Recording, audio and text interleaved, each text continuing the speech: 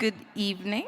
Hello, everybody. My name is Sonal Shukla, and I am the Assistant Director of Programming and Education at the American Writers Museum.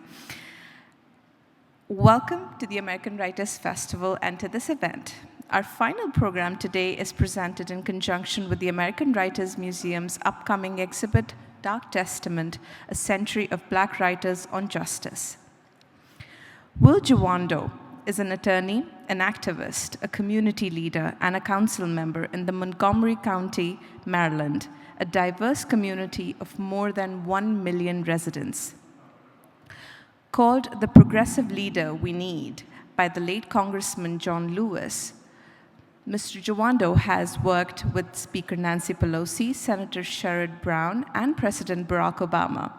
His writing has appeared in the Washington Post, and The Root, and on BET.com. And his work has been featured in the New York Times and New York Magazine, and on NPR, NBC News, and MTV. He regularly appears on CNN, MSNBC, and other media outlets. His first book, My 7 Black Fathers, is a young activist's memoir of race, family, and the mentors who made him whole. He's here to discuss it with Ambassador Carolyn Curiel, a former U.S. ambassador to Belize and senior presidential speechwriter to President Bill Clinton. She also led elections endorsements team at the New York Times editorial board. She's also an EWM board member. Please join me in welcoming both of them on stage. Thank you. Good evening, everybody. Thanks for coming and supporting the American Writers Museum and also this event today with an exciting new member on the stage with me here, an exciting new entry into memoirs as a category among, I think, leaders current and future. Thank you. So Will Jawando, as you just heard, is a council member in Montgomery County, which is north of Washington, D.C. And his memoir, his first, and we say first because I'm anticipating more after this, Will. His first memoir talks about not just his early years, but years that were crucial to his growth under the tutelage of 7 men. The book is My 7 Black Fathers. Tell us what motivated you to write this book, and tell us a little bit about the book. Well, thank you, Carolyn. Thanks for having me, and thanks to the festival. Congrats. This is the first one of these, right? So hopefully many more. And I want to just shout out my wife, Michelle, who's here and in the front. You know, this book is deeply personal. It was and it's also really affirming. I wrote it at a time when, as much of the world, we're all going through a lot, right? I wrote it during the pandemic. If you're African American, I'd like to, unfortunately say there were 3 pandemics at least: the health, the economic fallout, and then the racial justice, witnessing the murders of George Floyd and Breonna Taylor and Ahmaud Arbery and others. And so I really needed to write this book to have, at this time, to talk about the power. And one of the things I love about the book, and I'm biased, is the title, My 7 Black Fathers. I came up with that, and being a writer, it's very rare that the author's title lives through the process.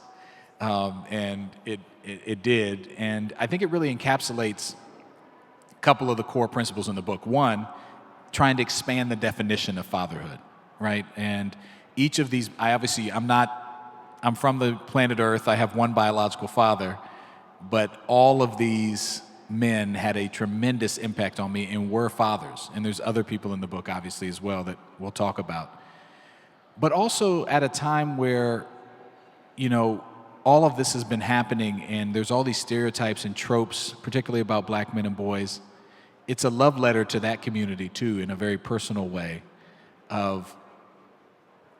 in a testament to the power that we have within ourselves to, in the midst of this storm that is that I described with 3 pandemics and systemic and institutional racism and all the things that mass incarceration, go down the list, there's something we can do about it to help each other as we tackle those systems. And each of these men, in unique and indelible ways, fathered me. From Mr. Williams, my 4th grade math teacher, who was the only and first black male teacher I would ever have, taught me how to tie a tie, taught me how to deal with bullying, taught me math as well. He was the first first black man I'd ever seen wear a jacket and tie every day. Came in, he modeled for me and helped me in a deeply personal way. But I only knew him for 9 months. And all of these relationships are different. I didn't even know his first name until I researched for the book and found his grandkids and his children. And he passed away in 2019. And then you go to chapter 6, which is Barack Obama, who I meet in my mid-20s when I'm working on Capitol Hill, and who I get married to Michelle, and we have 2 of our 4 children while I'm working for him in the White House, and he really helps me in my growth and development as a husband and a father. And, we'll talk about the other men, but each of them gave me unique things, and I hope that this will, be an example of the power of these relationships. So, for me, the power in the story is the journey. So to know how important each of those men were to you, you have to know how much building up you really needed, right? So tell us about those earliest days. Yeah, I'll read maybe, wait, you want to tell me when you want me to read, but I want to read some of the introduction for folks. So my dad was born in Nigeria, in colonial Nigeria, left the country on the tail end of the Civil War in that country and came to the United States on a scholarship, not an uncommon story, and found his way to Hays, Kansas, right in the middle of Kansas, where my mom is, a white woman from Kansas from a farm town, and they met in college. And they got together, much to the chagrin of everyone in that small town, and then they decided to move east to Maryland and DC area for opportunity economically, but also for more understanding of their interracial relationship. But it was a struggle. The relationship was on a rocky grounds, and by the time I'm 6, they're separated and they're divorced. And I describe my father as, in the book, as an absent presence. He was physically there for those first 6 years, but there was no connection, no relationship. I would try to talk to him. He would just sit on the couch and listen to stereos, and I would find out later he was very depressed.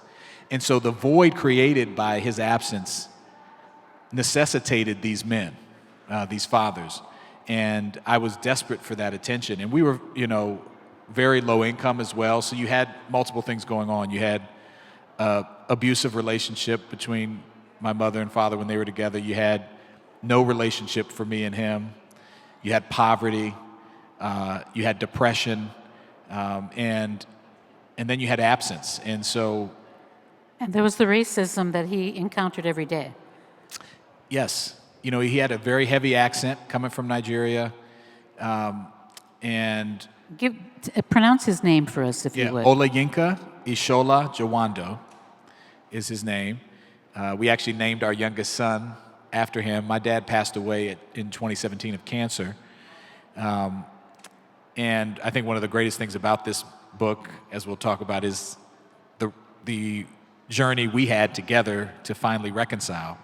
I think it's really powerful that the bookends for this book, if there can be a bookend for one book, is beginning with that relationship and coming to closure on the relationship in such a way that really feels deep, real, satisfying closure.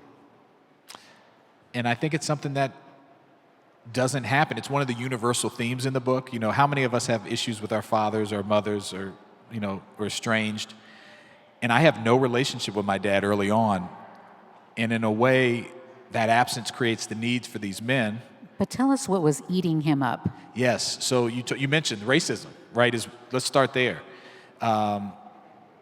He was an IT computer science major and never really found his footing in a career. He bounced from temp job to temp job, never made a lot of money. I think he suffered from severe disappointment. When you go to U.S. from a country like Nigeria, you're supposed to go there to make it. And I think his brother had gone to the U.S. 11 years prior and had made it. So he was the youngest of 4 children. And he didn't live up to, I think, that expectation he had of himself and familial expectation. And he was routinely, discriminated against at work, made fun of. He felt that the relationship with my mother, he wasn't happy about that, and felt aggrieved, especially early on, that my mother and my stepfather, who you talk about bookends, he's the first chapter, Joseph Jacob, who's the printer at my mom's job, and Olayinka Jawando at the end. He felt aggrieved that his wife had been taken from him. So he was really dealing with a lot of deep disappointment, and the fact that he never learned how to be a father. His dad had 3 wives concurrently. He grew up Muslim. My dad was the youngest of the first wife. And so by the time he was born, the wives 2 and 3 were already on the scene. Other children had been born. And he never learned those skills. So there was a lot going on with him that I didn't learn till much later. But the result of this is that you don't understand all of this as a child. Absolutely. And your mother is trying to pick up the slack at home, but you have a real missing presence, which is this not a story of a huge portion of America? Yours being unique for the circumstances. So how do you start belonging, feeling that you can belong? You met a boy named Kalfani. Can you tell us about him? Absolutely. Yeah, and I'll read a little bit about him. But Kalfani is the coolest kid in 5th grade when I meet him, and I talk about him in the introduction. He's the best basketball player, most popular guy. He's the son of an immigrant like me, his mother's from Jamaica. And I meet him at a time at 5th grade when my parents have separated. I'm this chubby biracial kid with rec specs and trying to fit in. Middle school's horrible for a lot of people, but it's especially bad for me. And Kalfani takes me under his wing. And he was respected by his peers. Oh, absolutely. He set the teams up. And we meet on the basketball court in 5th grade. I'm thinking he was your first Barack Obama. Oh, absolutely. Absolutely. And he is, when I'm searching for, I'm yearning for attention, particularly black male attention, but I'm also yearning for an authentic black male experience because my dad's from Nigeria, my mom's white. I go to schools, I'm now at a school where the kids are mostly black and brown, and I don't know where I belong. And basketball, and Kalfani in particular, is an entry point into that. And I immerse myself in that, and we become best friends through much of elementary, middle school, and even into high school, until he unfortunately loses his life in an act of gun violence. And it's not an uncommon story, unfortunately, and he wasn't the first or last person that I would lose to gun violence, but he was certainly the closest. And I talk about he really could have been one of my black fathers as well, just because of the impact he had on me. So maybe I'll read a little bit about him. I think that'd be terrific. Thank you. Let's see. As a 9-year-old, I remember first peering at Kalfani playing through a chain link fence. Brown skinned, keen featured, and long limbed, Kalfani was a natural born leader. For weeks, I watched from afar as each boy made his way to the 3-point line and had his shot at becoming captain. Kalfani was usually the first to make a basket, with a perfectly formed jump shot that flew high in the air and more often than not hit the net only. Kalfani judiciously picked the teams, matching each player with a worthy competitor. He also called all the fouls and outs, and the other boys across grade levels looked to him for guidance. Watching my classmates gathered on the court to serve up braggadocious dreams and layups, I thought their goals of besting Reggie Miller's three-point percentage or getting drafted to the NBA seemed totally reachable. In my eyes, they were capable of magic, while I, incapable of handling rejection, never dared ask if I could play. Then one day, Kalfani shouted, "We shorter man!" With only 9 players, the 5-on-5 game would become 4-on-4, and one boy would have to sit out. The boys were already arguing who would take the bench. "Hey, you," Kalfani waved in my direction. "You want to play?" I glanced around.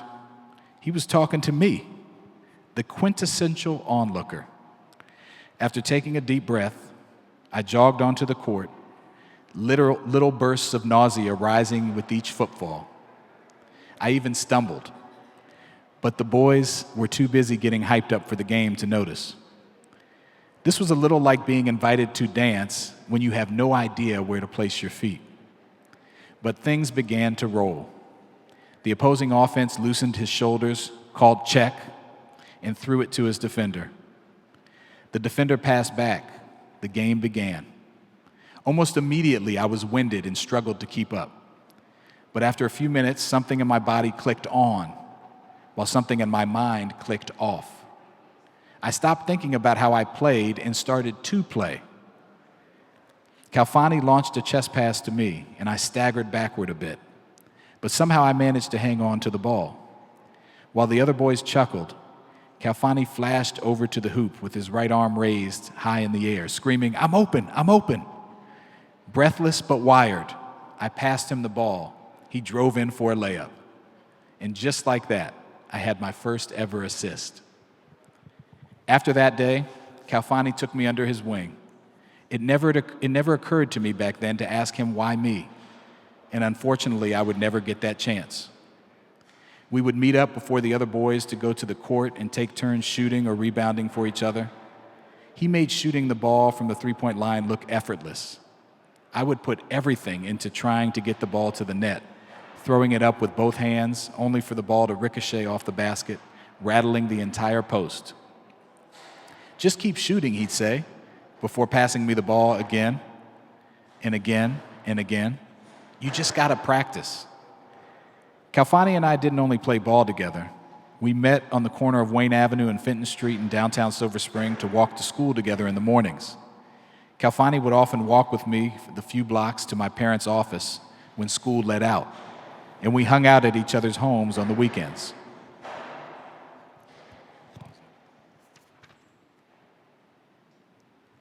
And I'm just going to skip a little bit here. Well, yeah, I think that's probably a good stopping point. But I can mention, as you can see, Kalfani came into my life at a point where I was really needing someone to come into my life. And actually, when I decided to write the book, I flirted around whether he would be one of the 7 black fathers, like a peer mentor. But I felt like the introduction was the place to put him. And introduced you to a sport that carried you also through your early years. So I think that when I'm thinking of this book, and you take us to 2 continents, right? From Kansas, where your mom was born and where she met your dad in school, black man, white woman, to suburban Maryland, of course, outside of Washington, where you grew up and where you now make your career. But then along the way, you're learning basketball and you're getting really good at it, and it helps you belong and thrive, including at the White House, where you actually played hoops with President Obama. And in fact, at one point, there was an emergency call, basically, for you to come join a game that they needed to play. So, stepping back a little bit, and if you had never met Kalfani, that was the first linchpin, wasn't it? Oh, absolutely. I mean, he was, in so many ways, kind of like that first presence that exposed me to something I loved, but also gave me hope and mentorship and friendship. And it starts that theme of basketball and belonging that goes throughout my whole life. As you mentioned, even ending up with Barack Obama, for whom I played a lot of basketball with. And I tell one story in the book of I actually spent my first Father's Day with Barack Obama, playing basketball at the White House. Michelle and I are in the car coming from church. It was a Sunday, 2011, Father's Day 2011, and I get a call from Reggie Love, his body person, and they're like, hey, you want to come play basketball? I was like, absolutely. I always have my shoes in the car. I'm ready to go. And we just have our one daughter at that time. We have 4 children now. And Michelle says, well, we got to go get you some shorts. So we stop at TJ Maxx, or was it TJ Maxx? And pick up some shorts, and drops me off at the White House. And I end up playing basketball 2-on-2 with him and a couple other guys. And then we hang out and get lunch in the residence. And it was just a full circle moment because, from meeting Kalfani in 5th grade and being picked up and cared for and mentored by him, here I am, 30-something years later on my first Father's Day, being fathered in a different way by the president, the leader of the free world.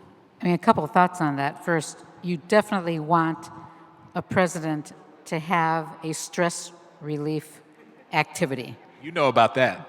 Yes, I do. Basketball is about the healthiest thing you can count on. And I was really delighted to know that you helped him on that front, as well as working in the Office of Intergovernmental? No. Public Liaison. Public Liaison. But I also have to think, going back to where I think you want this book to go, but tell me if this is so. It's not just a memoir, it's also a blueprint of how lives can be changed. Absolutely. And poor Kalfani did not have that opportunity. Right. He died too young. If he hadn't died, we don't know what would have happened. He might have had a chance. So it's a very personal book, obviously, what you've written. And there is joy, sorrow, gratitude, love, and hope in this book. So let's talk a little bit about each of these men who helped usher this in. And then I also want to cover the women in your life. Absolutely. Who really were like the rudder in some ways, right? And Michelle, you're much more beautiful than a regular rudder, I will say. So there's 7 gentlemen, and we've talked about President Obama. We talked about your dad, and we'll talk a little bit more about him as he ends his time here on Earth, of course. Tell me about your stepfather, Joseph Jacob. Yeah. So Joseph, I meet when I'm 7 years old. My parents have split. My mom's taken a new job at a newsletter publishing company. And I should mention, you'll read this, hopefully everyone will read the book, but in the introduction, I tee up this study that done by Raj Shetty at Harvard and Stanford that basically shows, it's on race and economics opportunity. And it shows that black boys and white boys born from the same area to the same background, using census and IRS data, looking at what they actually made, have wide earnings gaps, even though they came from the same background, right? So that's true in 99% of the country. There's these 1% zip codes in the country where that's not true, where black boys and white boys from the same background do what we would all hope would happen, are doing similarly well, earnings-wise, 40 years later.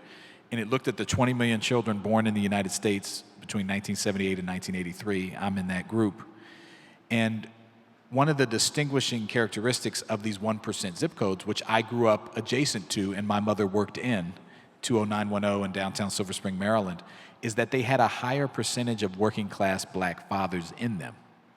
And not necessarily the fathers of the children themselves, but these fathers. And I grew up in that zip code, going to my mom's job every day, and met 4 of the 7 black fathers in that zip code. Joseph is the first. I meet him when my mom takes this job. And he comes at a time where I am desperate. I mentioned the lack of relationship with my biological father, and then they get divorced, which makes it even more permanent for me.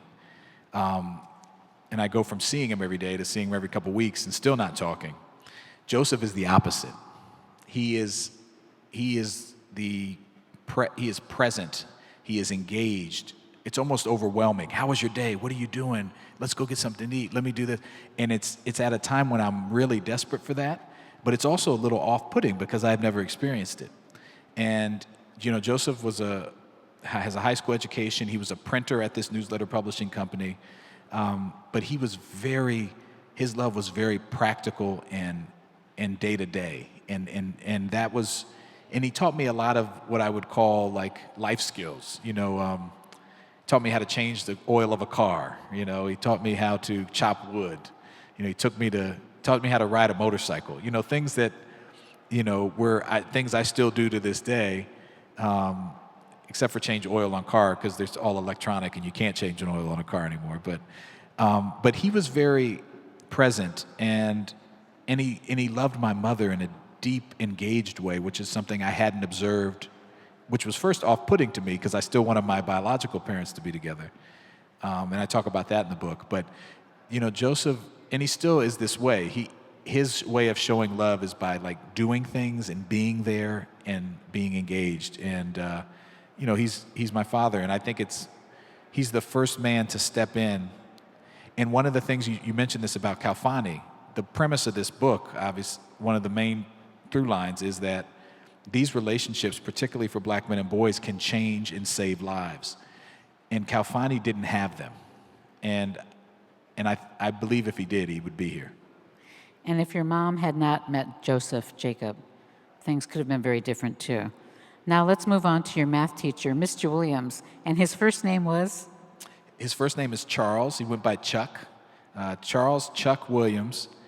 Who was my fourth grade math teacher, and he's the chapter 2, the only black male teacher I would ever have, as I mentioned. And I found out in researching the book, his first career is he was a Vietnam helicopter pilot and retired as a captain in the Army. You don't know this because it's not in the book. And he ended up, as his second career when he retired, becoming an elementary math teacher.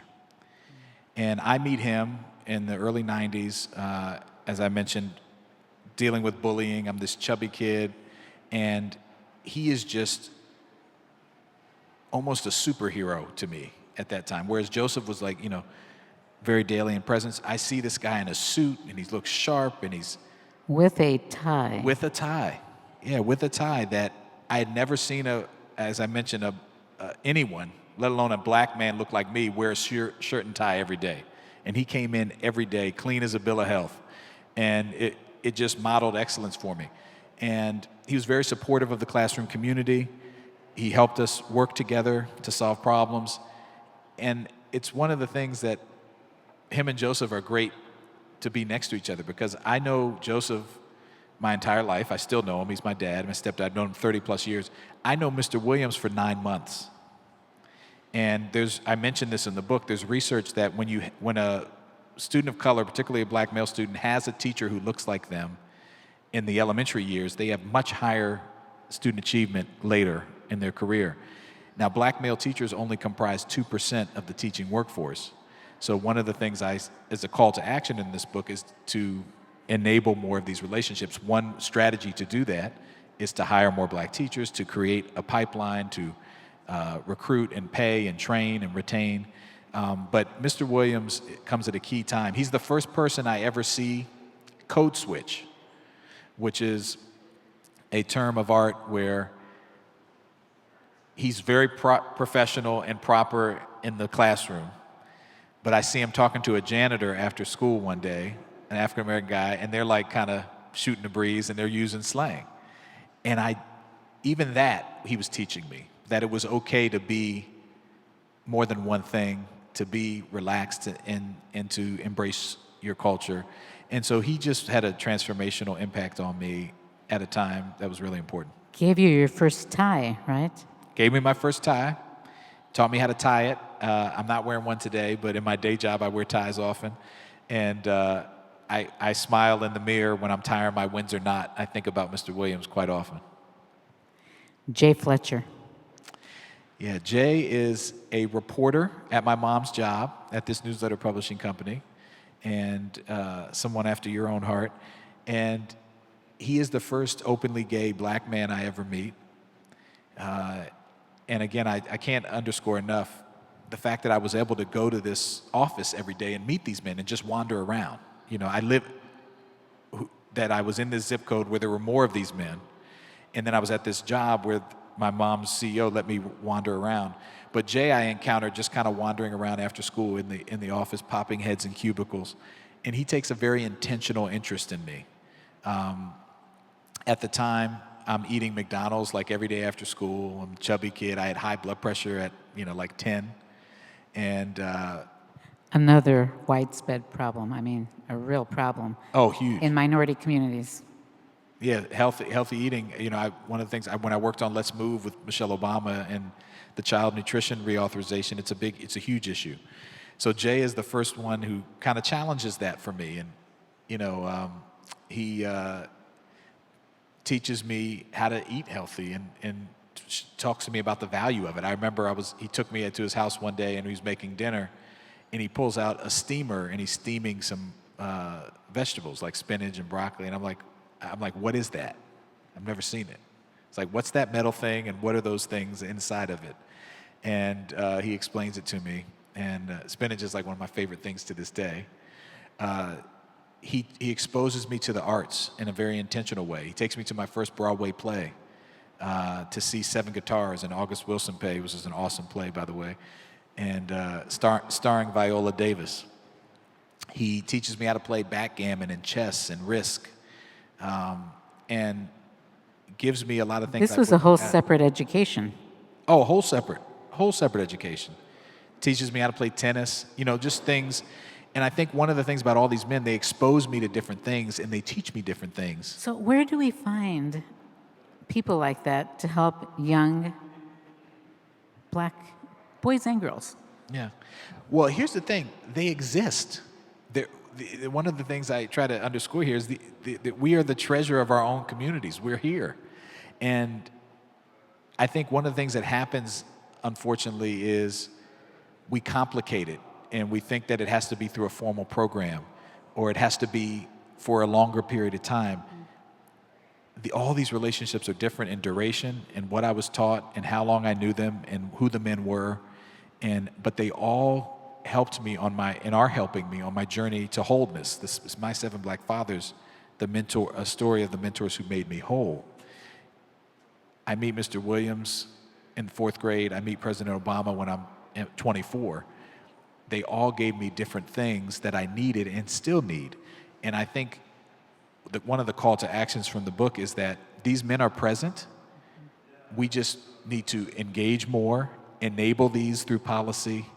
If you're a superintendent, form a program to hire and train more black male teachers. Make sure there's after-school programs at all your schools. There's a lot of things you can do from multiple angles. If you're a black man or boy, have these relationships. Be open to having them. Mentorship's a two-way street. You can't do it one way. So I think we have what we need in the community right now to do it. And you talk a little bit about My Brother's Keeper. Yes. In the book. And also there are organizations like Boys and Girls Clubs. Absolutely. As well. And still a crying need for more.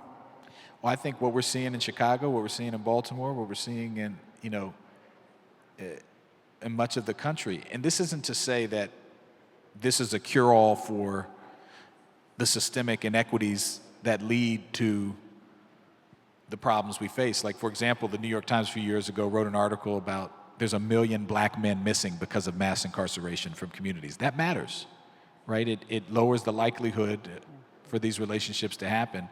So but there are many of us. I think this is something that we can do in the midst of the storm that we're in to affirmatively change lives. And it doesn't have to be perfect. It doesn't have to be one way. It doesn't have to be one thing that you give. And as I said, this book, I demonstrate through my life, through each of these very different men, what they gave me. So moving on our list, Coach Holmes. Coach Holmes, Coach Wayne Holmes. So Wayne Holmes is a 6'6", Penn State All-American offensive lineman who hurt his back and then comes back to teach at the high school that I went to, St. John's College High School. And I meet him in high school, and he starts an informal gospel choir that I kind of walk by and hear the people singing, and he invites me in, and I end up joining the choir. And Wayne is just an awesome person. He helps me, one, learn how to be multiple things, right? Like I can be an athlete and a singer. He helps me through devastating disappointment in my athletic career. He drives me to college. When I come back from college, from North Carolina Central, where I had a scholarship, but the coach redshirted me and didn't want me to play, and I don't know what I'm going to do. I lived with Wayne for a year, and I joined the AmeriCorps program. And Wayne was he trained me in high school in the weight room and helped me push past my physical limits that were really mental limits. And so Wayne gives me some very unique things. He also helps me to explore my faith in a way. I tell my faith journey in this book, and Wayne is there for me in that way. And so, expressed through the gospel choir, but also just through our interpersonal connection. And, again, I meet Wayne in high school, where I'm this captain of the basketball team, and an unlikely person for him to join his choir, which is made up, I talk about it in the book as the truly first inclusive group I was ever in. It had, all types of different people in it, sexuality-wise, types of kids, and Wayne created that welcoming space for me at a time when I needed to learn about that. These are all fascinating men on their own, I gotta say. But the one where it was like the Wizard of Oz or WandaVision, where it goes from black and white to color, glorious color, is Deen Sanwoola. Sanwoola. Yeah. Okay. So Deen, another one of these all-stars at my mom's job, so I meet him. He's the IT systems guy at the job, and he's Nigerian. And again, I'm wandering around this place, and I meet him. He comes a little later than Jay. He's not there when I meet Jay. He comes a few years later. And I had been longing for a connection to my Nigerian heritage, right? And all of us, no matter where we come from, we want to know our roots and know where our parents and our grandparents and others come from. And it was one of my major frustration points with my dad that I felt he didn't expose me and teach me enough about that part of my culture. When he came here, he's dealing with all that significant racism and depression. So he doesn't go back to Nigeria for more than 30 years. And I tell the story of my grandmother, my dad's mother, who passes away when I'm in high school, and because she's Muslim, they had to bury her within a certain number of hours, and we don't get to the funeral, and I'm very upset about it. And Deen ends up taking me to Nigeria for the first time when I'm 19 years old, and I go and he's a bi-continent businessman. He's an IT person, but he's also an entrepreneur. You talk about Nigerian hustle. Yes, Nigerian hustle. Deen models for me tenacity, hustle, just never giving up. I tell the story of a book. He would fill trucks of goods and services and ship them over to Nigeria and then give them out like he was Santa Claus. And I never knew how he did it, but I knew he was meeting a need, and he was just tenacious he was always moving. He had two phones before it was common to have two phones, you know, and I would just always watch him, and that's something that has stuck with me, learning how to just grind it out and to hustle. And maybe the most direct thing Deen gave me, he started me, and he didn't know he was doing this, which is often the case with mentorship. He started me on the path for healing and forgiveness with my father by taking me to Nigeria. And 2 years later, I would take a transformational trip with Michelle and my dad to Nigeria. Because when I went with Deen, you all right? That's all right. When I went with Deen, everyone would ask me, well, where's your dad? You know, why is he not here? You know, all the family members. And so that put some pressure on my dad to go to Nigeria. So 2 years later, we have a trip that really starts the reconciliation process with my dad to Nigeria. But it wouldn't have happened if Deen wouldn't have bought me that ticket to Nigeria. Well, a lot happened on that trip, didn't it? Yes, Okay, quite a bit. so I apologize about the mic drop because it's too early for the mic drop right now, right? But you have to tell the story or read the expert review, but tell the story about you go to a wedding and then on the trip back, what happens and what Deen does.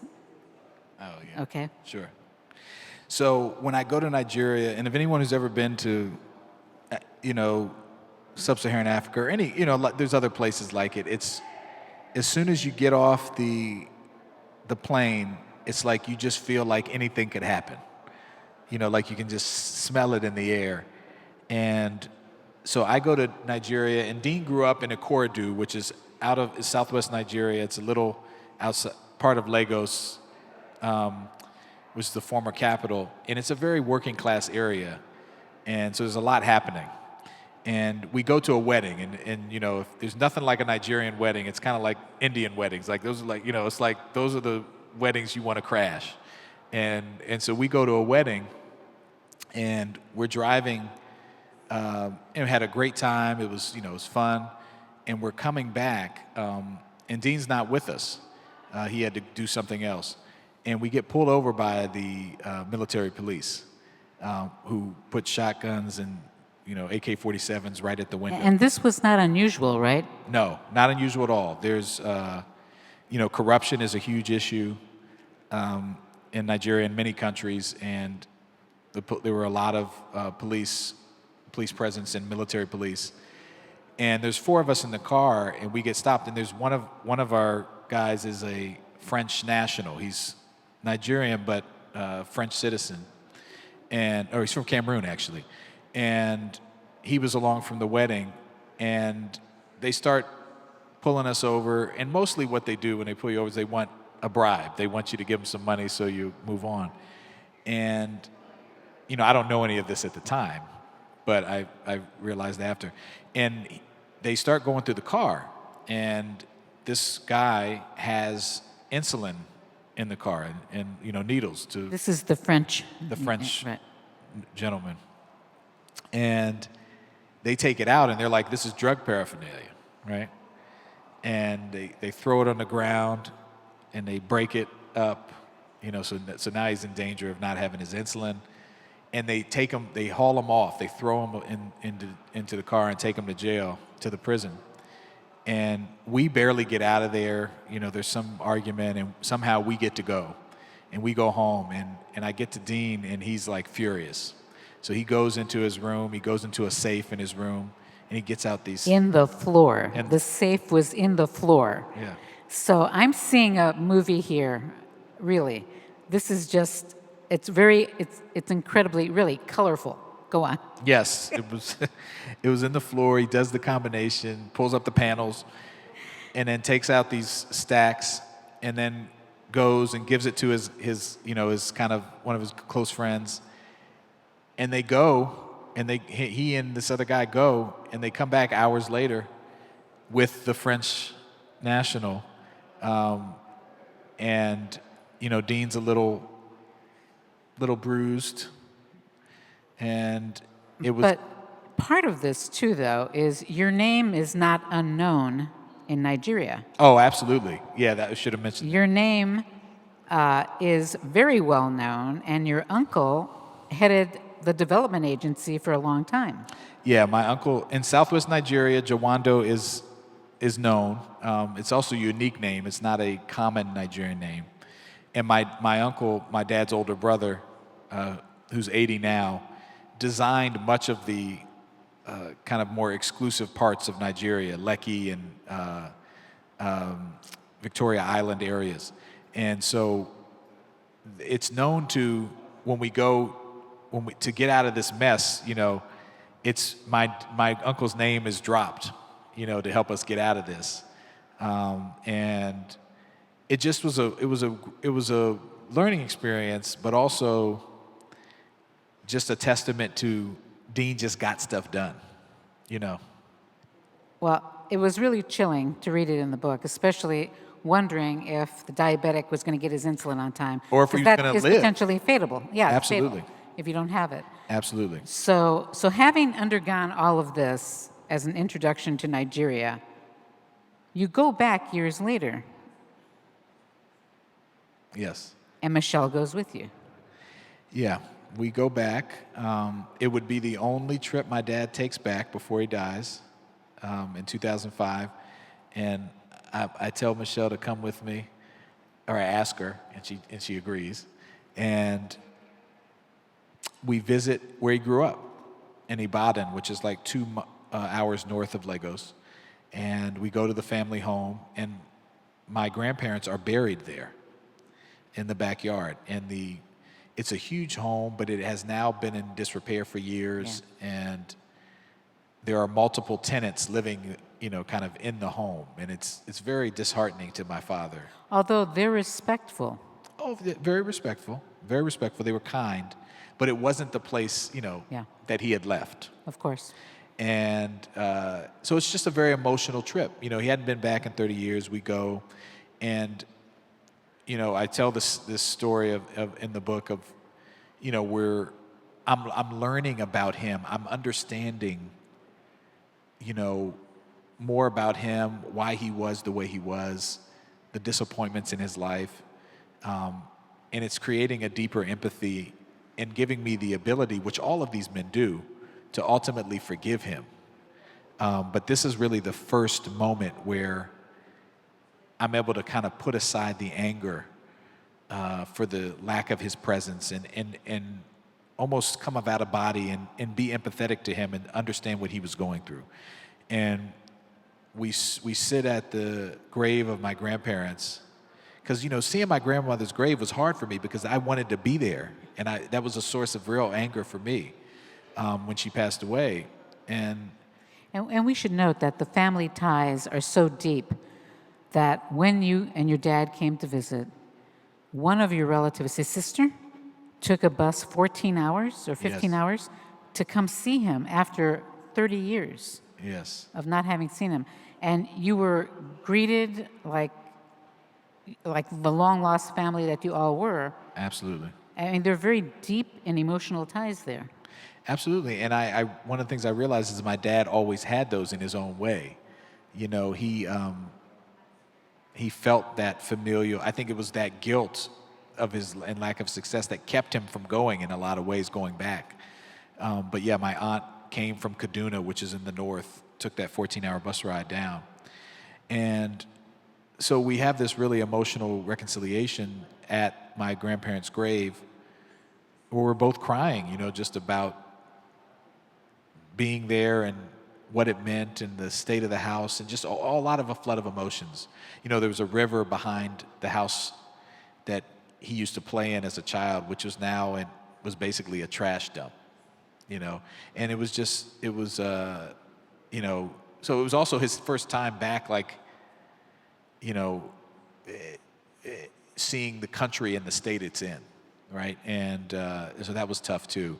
So I think I understood him more deeply. We got to share that connective moment, and that was really, it wasn't like things were good overnight, but it was the starting point to us really reconciling and getting on a good path.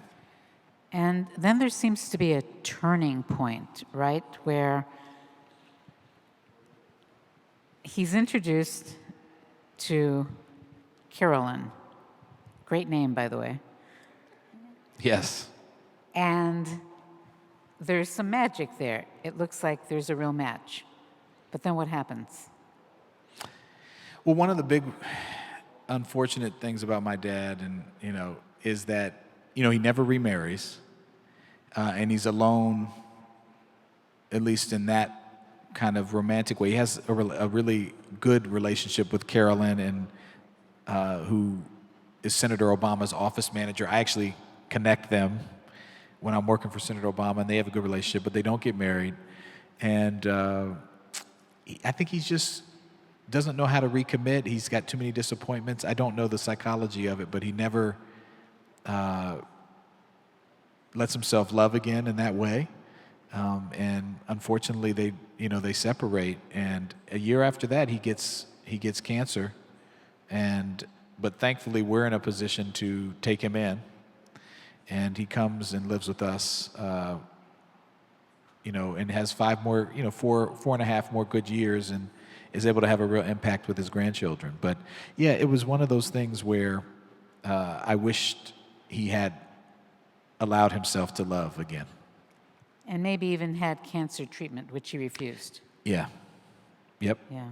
Unfortunately, he waited.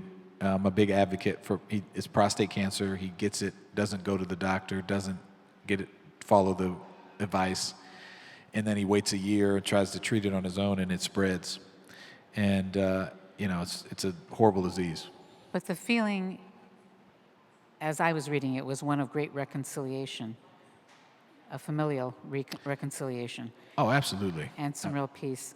So, and before we run out of time, and I'm watching the clock up there, a really beautiful clock. And isn't this a gorgeous room, by the way? Oh, it's great. So, I want to talk about the women. You mentioned wanting to meet your grandmother, and you didn't have that opportunity, but you saw a lot of family when you were there. But then it came time for you to start thinking about your own family, and you have one of the best meet cutes I've ever read about in a memoir. Tell us how you and Michelle met. So Michelle and I met at a Chi-Cha Lounge in D.C., if you've ever been in Washington, D.C. It's a great place, and on U Street. And I get up, we're both there because there's a mutual friend that's having a going away party. And we're there, and I'm sitting down it's like a lounge, sitting in chairs like this, and there's a table like this. And I'm talking to some ladies that are around, and I get up and go to the bathroom, and I come back, and Michelle's sitting in my seat. Michelle. Yeah. She's claimed her feet were She hurting. says she had high heels on. I get it. And I said, hey, you're in my seat. She said, well, I'm not going to move, but we can share. Kind of bats her eyes. And so we have this long conversation, very DC conversation. I'm going to change the world. I'm going to run for office. I'm going to do this. And we talk for a long time. And 9 months later, we're engaged. But yeah, she took my seat. So I think it was intentional. She targeted me. And it worked out, though. It worked out. But to your point of the women, maybe you're going to go there, but Michelle is a critical component of the relationship with my dad, of almost mediating. And, when he's dying of cancer, we set up hospice in our house. When he needs 24-hour care, she's right there just like I am. She was on this trip with us, and she helped both of us because, when you're reconciling, it's not like it's all great. It's not like, oh, we don't like each other and now we do again. There's a process, and we had a lot of bumps in that process, and she was there to help us navigate it. And my mother, is another prominent woman in this book who was just my rock, my constant. Insisting on the best education, even when it was hard to afford. Absolutely. One of the systemic factors I talk about. I go to 5 schools before I'm in 8th grade because I was one of the many black children that was suggested to go on Ritalin and was, evaluated for special education at higher rates. And my mother wouldn't let it happen, and she kept moving me, and at great personal expense. She paid for me to go to Catholic school. I went for public for a time, and she just advocated for me relentlessly. And the thing that looking back and writing this book, the bravery and the recognizing that I needed something that she couldn't give me, and then allowing me to get it, right? Like allowing me to have these relationships with these men and enabling them was really a model for what I hope will come out of this book, that we will all see it as our job to enable and to have these relationships that are life-saving. You may be in a position to make that happen. Do we have any questions from the audience? There is a mic up here. We have a few minutes left. And I don't know that you've even had a chance to read the book yet, but it's about the importance of taking young people, especially those at risk, under your wing, because when you do, absolutely fabulous things can happen. And if there are no questions, we can go on, because I really want to know what your plans are for, let's say, the next 10, 15 years. You have a question? Oh. Step up to the mic. And here's a question. Young lady, please step up to the mic. A very handsome author up there. But this is like towards the end of your book tour. And I wonder what you've learned, or how do you feel about this experience towards the end? I mean, this is like a grand room to experience this moment. So how do you feel? Inquiring minds want to know. It's a great question. Thank you, Michelle. It's a humbling experience. The book came out last Tuesday, and I've been in a whole bunch of cities. We went on Tamron Hall, we did all this stuff. I guess I'm very grateful that it's seemingly connecting to people in different ways. Because everywhere I've gone, people talk about different parts of it, whether reconciling with a parent or, the mentorship relationship they didn't have. I was at the Harvard bookstore a couple days ago, and the owner of that store has been there for like 40 years. She's seen every book talk under the sun. And she came up to me and said, you made me think about mentorship in a different way. And she said that, I've mentored people, but I've just kind of been around and it's happened. But you're making me think about being more intentional about it. And I felt like that was a unique thing I hadn't heard. And so I just think that I'm happy to see that people are receiving it that way. It's also, as you know, has helped me process my emotions about my own life. It's also made me more committed to the work of making sure that there's less Kalfani situations. In public life, or would you go into outside of government? Both and. I think public life, there's a way to impact this, and as a private person, there's a way to impact it. So I think it's helped me double down on that. Question. Hello. Long-time listener, first-time caller. Ridiculous fan of the Jawandos, and I'm married to a mentor. I have 7 older black brothers, and now I have a black son who's 15 with a lot of young friends. And I got to enjoy a long 3-day Mother's Weekend and read your book. And I have a question for you about peer-to-peer mentoring, young mentoring. I mean, you're telling your story now, you're a father, you've gone through life. I wonder what opportunities young black men have to mentor each other, and if you have ideas around how we can begin doing that. Terrific question. Yes, and I think before you all walked in, and it's good to see the Briscoes, great friends of ours, I talked about Kalfani, who's in the introduction, who could have easily been one of my 7 black fathers, and we were the same age. And you bring up a really important point, that mentorship can happen, fatherhood can happen, motherhood can happen in a lot of different ways and forms of relationships. And I really I try to have 3 people in my life, types of people in my life at all times. I try to have people that know more than me, have been where I would like to go, or have experiences that I need, that I am being mentored by, and that I can benefit from their knowledge.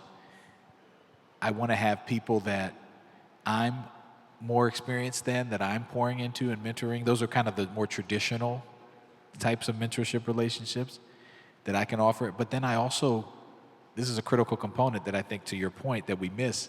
I want people who are peers, where we are mentoring each other and holding each other accountable to the goals that we've set for ourselves. And I think that in this context, particularly for black men and boys, those types of relationships, the data shows it, my life illustrated through this stories. If I asked you who are your 7, everyone in this audience would have someone that they could slot in, a teacher, a parent, into that list. They're so powerful that we need all but those 3 buckets at all times. And so, kind of a self-check test I do. I look in the mirror and say, okay, who do I have in each of these categories, and am I doing enough in those relationships? And I think the other thing I would say is that it doesn't have to be, and particularly for men and black men, but all men, it can be difficult to like really emote and have those conversations and that kind of thing. You know, and I talk about, this happens with Kalfani, like we have a tough relationship when I go visit his house and there's some older guys around, and I feel like he didn't really stand up for me, and I was kind of upset about it. They don't have to be perfect relationships, but as long as you're intentional and you stay with it, and you have a group around you that is kind of vested in your success, I think for peers that's particularly important. And it doesn't have to be a ton of people, but you have to have some. And so that's what I would say to your son and to anyone, that let's make sure we have all those types, because you need all those things, and you need it forever. It's a continuous process. It's not a destination. Well, it's much needed, and good luck to you as you continue. I'm looking for the sequel, and I want pictures inside next time. Family pictures, friend pictures, lots of pictures. Pictures of Nigeria. Got it. Because it sounds pretty amazing. Second edition. And Thank you so much, Will Jawando. This Thank has you. really been terrific. Thank you. Audience, thank you so much for being here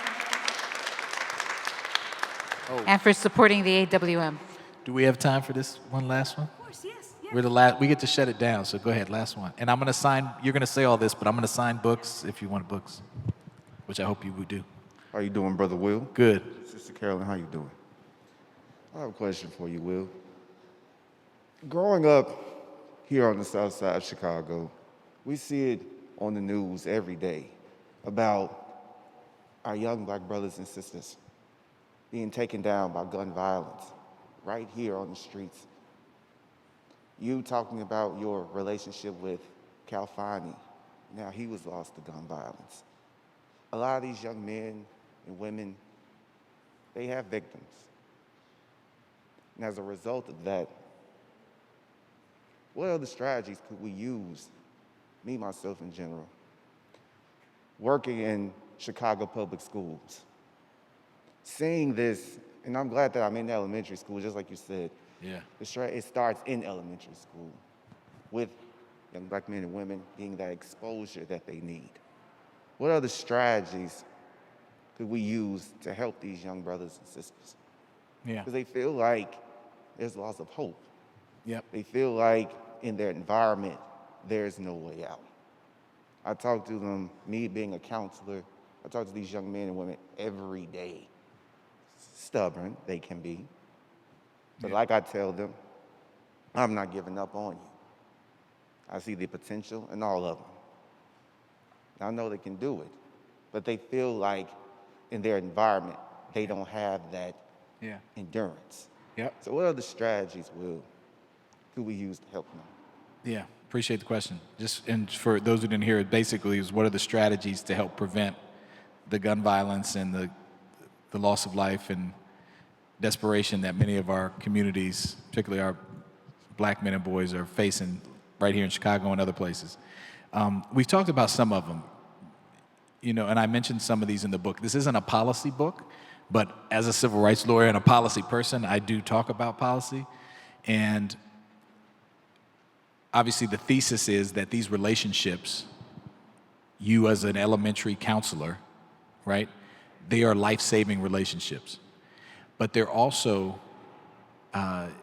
we need more of them, and we need them to envelop. It's this village mindset, right? Like imagine if everyone in this room, in this room, made it their mission every day to every young person they saw on the street to stop and say, like, you are amazing. I'm here to support you, or it's someone you're involved with in your church or at your school. So I think we need to do more of that. I think unfortunately, we think it has to be a formal relationship sometimes. And it can't be left just to you.